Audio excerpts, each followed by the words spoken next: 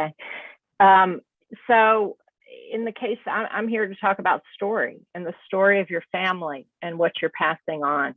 And the truth of that is, whether you're aware of it or not, first of all, you've been shaped by the generations that came before you, and you've inherited a narrative. Their stories have played a significant role in creating who we are. I mean, we hear it right now in our families and our experiences and how it's shaped everything that we do.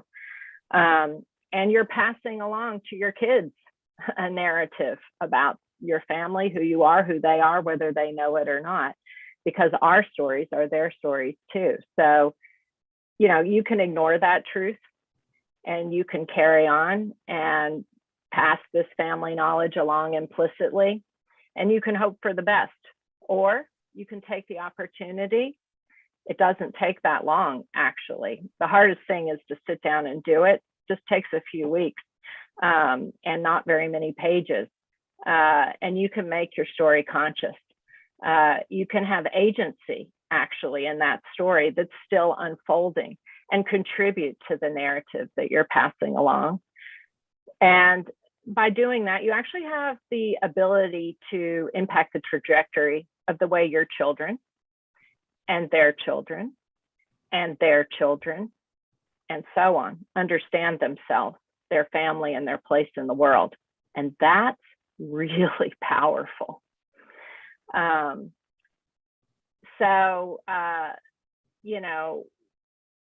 How does that happen? What I see is in this process of finding the words, because I actually encourage people to only write in very small quantities, because nobody wants some giant story of everything that happened. They actually, what's gold if you find it, like a letter from, that really says some important truths from your grandmother or something.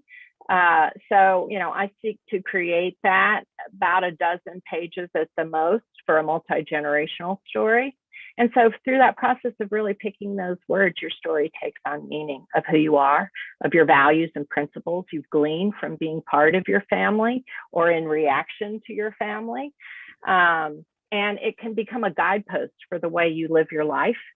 You have something physical that you can give to your kids, and it can be a guidepost in the way that they live their life, and they can add to that meaning and pass it along to their kids. And that's really the power of story. So